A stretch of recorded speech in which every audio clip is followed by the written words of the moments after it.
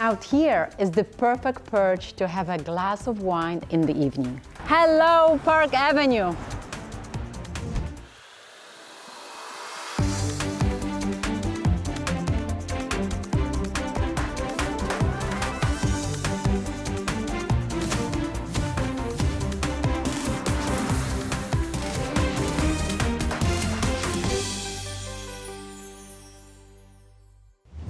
I'm Sara Gore, and welcome to Open House NYC, everyone. We've got another great show this week filled with memorable design and stunning architecture, and we are getting started at this lavish triplex penthouse on the Upper East Side.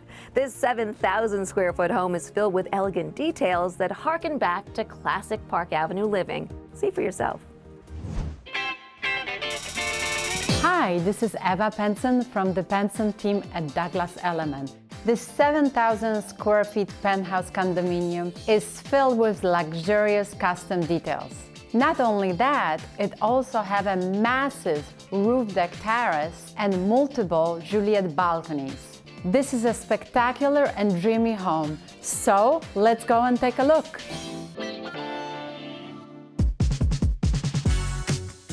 As soon as you step out of the elevator into a private landing, you know you're here for something special. With open views to the east and west, this room gets plenty of natural light. It features these soaring 14-foot ceilings, oak hardwood floors, a marble fireplace, but the showstopper is definitely this Baccarat chandelier. And out here is the perfect perch to have a glass of wine in the evening. Hello, Park Avenue!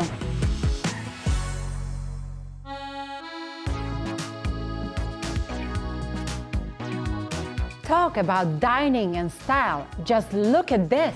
You can fit 5, 10, even 15 people at this table. And I just love the way the table reflects the light of the city, as well as the Swarovski crystal waterfall chandelier. This is a place to wine and dine. Forget about tomorrow.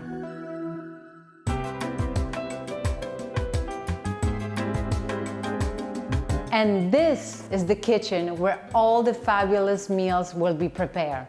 It's designed by Christopher Peacock and features white Italian marble throughout. Trust me, this will be the heart of the home. And I just love the south-facing doors, which you can open and let the fresh breeze in. Or you can let the smell out if you happen to burn a chicken.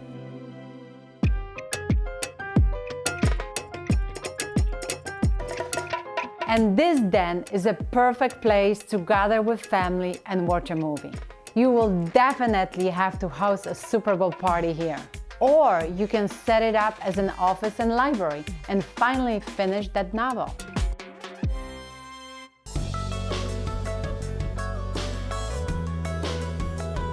Here, it's all about serenity, softness, and of course, luxury. Soft silk carpets, velvet upholstered walls, plus not one, but 2 Baccarat chandeliers. There are 2 huge walk-in closets, as well as spa-like bathroom with onyx countertops.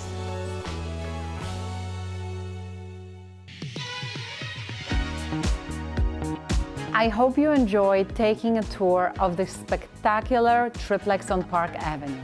See you soon. Coming up just after the break, dream living in this architectural gem. We'll see you in just a few.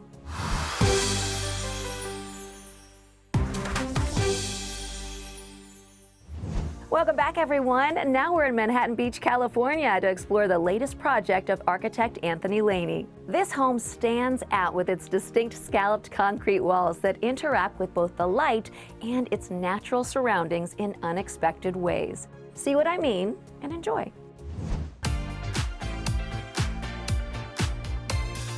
Hi, my name is Anthony Laney from Laney LA. Welcome to our Manhattan Beach residence. This home is a celebration of indoor-outdoor living. Our client was inspired by some of their travel to tropical locations. It has a sense of that warmth, but also a feeling of comfort and approachability. As soon as you walk in the primary living room. You've got a double height space above you, and these doors completely open up, connecting the kitchen to the pool deck. The kitchen, of course, is positioned as the heart of the home. We've got the working surface of the countertop that flows into a built-in breakfast banquette. The warmth of the ceiling is continued onto the cabinets, and just besides that would be our more formal dining room with a backdrop to the garden. And with a space that is as flexible and connected as this, there's no limit to the guest list. From here, we transition to what we call the California room. This is truly an outdoor space, comfortable for lounging, and it provides a little bit of respite to the direct sunshine that you would get at the pool deck. And here you'll see one of my favorite features of the home. This is our scalloped concrete wall. 9 of these walls structurally support the home, but it also influences the identity of the home. The scalloped concrete, you're gonna see it show up again at the stair, which moves vertically through the home. This is the wall that connects the upstairs to our primary level all the way to the basement down below. And of course, there's this warm glow that comes from the indirect lighting below each of the floating treads. And everything is perfectly framed, which just draws you upstairs. Let's go.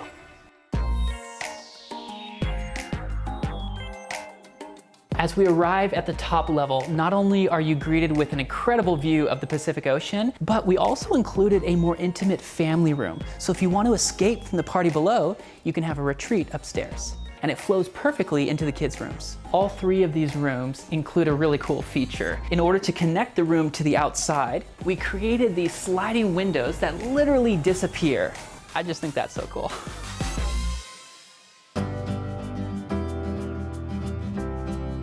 Before we even designed the house, we surveyed the best views on the property, and we discovered that it was this corner that afforded the greatest vistas to the Pacific Ocean. So of course, we reserved that for the primary suite. As you can see, there's a consistency of the materials. The cedar wood and the cedar ceiling are repeated, and the scalloped concrete walls show up at every anchoring point. Because we're perched up high, waking up here and seeing the ocean from above just gives you such a sense of calm and peace. And now for the final stop on the tour, I want to show you a few additional entertainment areas in the basement. Let's go.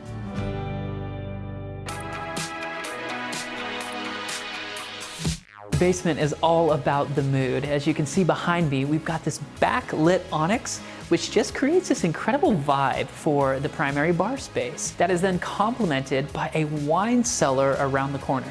The space is all about the sparkle, not only from the wine bottles and the chandelier, the infinity artwork, but also from the brass nail studs that help to decorate the walls. Well, that wraps up the tour. I hope you had as much fun as I did. We'll see you at the next property. Coming up just after the break, we are in Rockport, Massachusetts for a look at this oceanfront beauty. We'll be right back.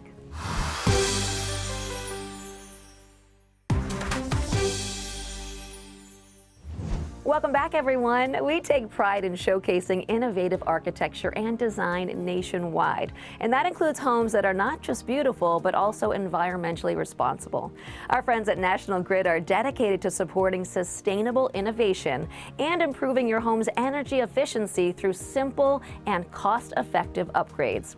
And over in Rockport, Massachusetts, architect Will Rule shows us how he built his own oceanfront home to meet the challenges of a changing world. It happens to be net zero and was designed to directly address rising sea levels. Oh, and guess what? It's also beautifully designed. Take a look.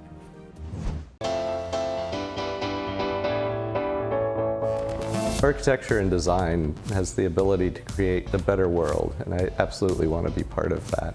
Hi, I'm architect Will Rule, and welcome to my own house in Rockport, Mass, which we call Gap Cove House. And that's just because outside is Gap Cove. This location seemed like a nice, safe place for our family to enjoy for the rest of our lives. Our intention was to design a net zero house, and we used solar panels to help us achieve that goal. The house is covered in copper shingles on 3 of its 4 sides, and the purpose of that was both to protect the house from storms, but also it's meant to patina to a soft greenish gray to match the color of the lichen on the rocks. And when we get nor'easters in the winter, it's quite exciting here. The existing house was a little ranch house. With rising sea levels, we were required to raise the house 4 feet, but we actually raised the house 6 feet. The goal was to get this wonderful outdoor living space on the ground floor of the house. When my grandchildren are here, it's complete mayhem downstairs, and we have an awful lot of fun down there. Once you come in the front door, there's light coming from the main stairs. You come up the stairs and the house explodes into light. This is the heart of the house. We entertain our grandchildren and our daughters. There's a wall of glass. All you can see is ocean in front of you. One of the ways we made this space feel bigger is that 2-story high wall covered in polycarbonate panels. And one of the benefits of that is that we get some afternoon borrowed light from skylights that face due west. I decided to open up the original structure, the original attic. The image was almost like the belly of a whale. The main living space is one big open space. I picked every piece of furniture in this room largely because of the character of the individual pieces. The sofa is very modern, but also it's got a quilted texture which looks very old. The rocking chairs are just shockingly comfortable despite being built of hard material. The armchair, it's a modern wing chair. It's one of the most comfortable chairs you'll ever sit in, but it's also a beautiful sculptural piece. The light over the table was meant to be almost like a creature from the sea. We wanted the kitchen to blend into the overall living space, and then there's a big stone island where we hang out. I love this particular stone because its patterning almost evokes seaweed. And the cabinets that are above the kitchen windows are frosted and reflect views of the ocean.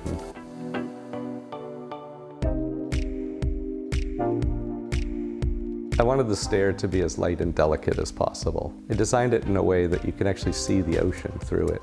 And the whole pattern in the railing is evocative of dappled sunlight on water. At the top of the stairs is a gangplank, and like the stair itself, it's also very light. On either side of it is a bedroom, which was really the only requirement that my wife had for the house, that it have a ton of small bedrooms. Our bedroom is also relatively small. We don't want to waste any space, but we created a new window to open up views of the ocean from our bed. We split the bathroom into 2 parts, a sink on one side and a washroom on the other. And we designed one wall to have a bifolding door which opens into a small courtyard that brings natural light and air into the shower.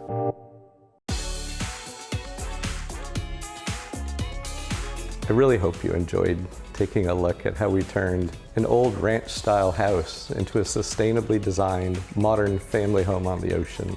It's warm, inviting, and truly built for a changing world. Thank you. Whether you live oceanfront or not, anyone can make their home more energy efficient and environmentally friendly with cost-effective upgrades like using smart thermostats, LED bulbs, and occupancy sensors. Even little changes can make a big difference. Coming up just after the break, we are in Dobbs Ferry for a look at this architectural gem. We'll be right back.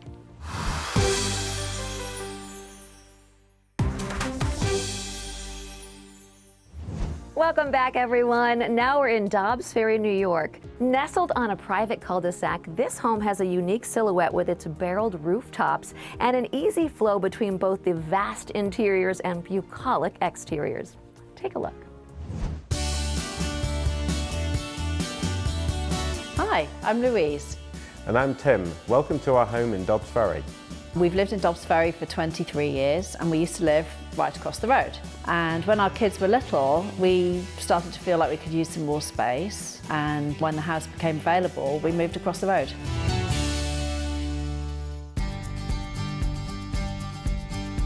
So as you come up the driveway, the first thing you'll notice is the barreled roof.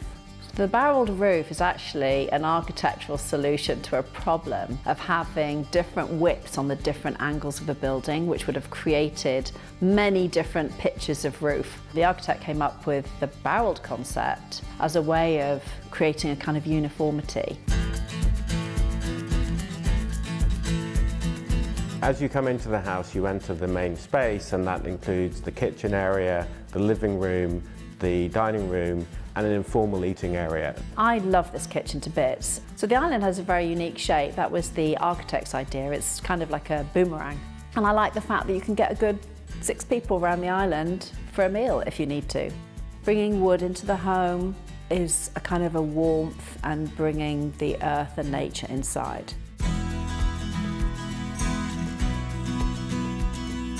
So as you come into the living room, you see this floor-to-ceiling fireplace made out of local limestone, which is dramatic, but it has this lovely option of wood-burning fire during the winter months.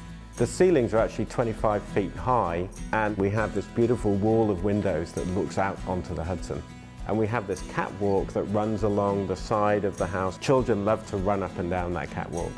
And that wall of windows actually opens up out onto a terraced area where we spend a lot of time looking back at the house.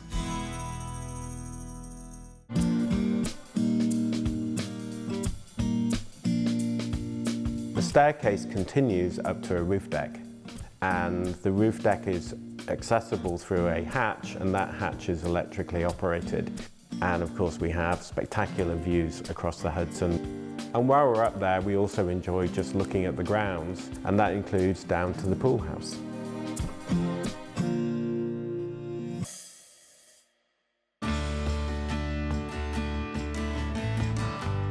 This has been an amazing family home.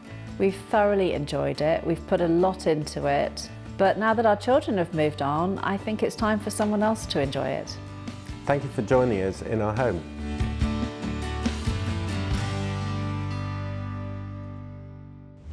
Coming up just after the break, passive living in Brooklyn.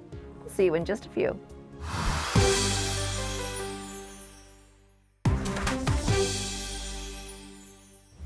Welcome back, everyone. New York City has always strived to be a city of the future, and Ruth Mandel and Bobby Johnston, principles of co-adaptive architecture, have fully embraced that ethos in their work. See how they transformed their Bed-Stuy townhouse into a sustainable, flexible, and fully passive home that's ready for whatever the future might bring. I'm Bobby Johnston. And I'm Ruth Mandel. And we're co-founders of Co-Adaptive Architecture. Welcome to our home. So this house was built in 1889. It sits on a beautiful tree-lined block here in Bedford-Stuyvesant. At our firm, Co-Adaptive, we work on restoring a lot of townhouses to passive house standards. So in our own home, it was important to make it passive, to invest in the future, particularly for our daughter. The house is net zero, so we have no energy bills whatsoever, and we can't wait to show it to you. In the living room, we preserved a lot of the details that we wanted to keep, but we also modernized it to meet the passive house standard. We kept the 2 original pocket door openings, and we moved the fireplace that was in the back of the house to the front of the house. We loved its asymmetry, and we restored all of the plasterwork on the ceiling. The windows are really the height of form and functions. Not only are they beautiful, but they're doing a really good job at insulating the house. I love our floors. They are Pennsylvania white oak, laid in a herringbone pattern. So our library is sorted by color. Most of the books are architectural, but this is a living bookcase, so we have books for cooking, travel, and our daughter's books as well. The furniture in here is mostly about comfort. We have a very comfy sectional, and of course, a rocking chair. We relocated the kitchen to the parlor level and brightened it up. The design of the kitchen really started with the materials that we're using. For the countertop material, we used an engineered stone that looks a little bit like concrete. Plywood's a great material because you can get a nice clean edge on it, it's inexpensive, and it's versatile. We used it here on all the door frames, window frames, and the pegboard in the kitchen. We put in a full-length glass door leading into our yard, and we replaced the existing windows with new passive house windows. On the cabinets, you'll see the green that inspired the color on the front door, and also in the lights that hang above our dining table. I really find these colors calming. The kitchen is open to the dining room, and it's really the heart of the house where we have all of our meals, entertain, and come together as a family. In our bedroom, we kept the proportions the same to the original proportions. The main things that we did were increase the storage and the sound isolation. The bedroom we kept relatively simple. We have some mid-century modern walnut furnishings and a bookcase. Here, like the rest of the house, we have the passive house windows shrouded in exposed apple ply.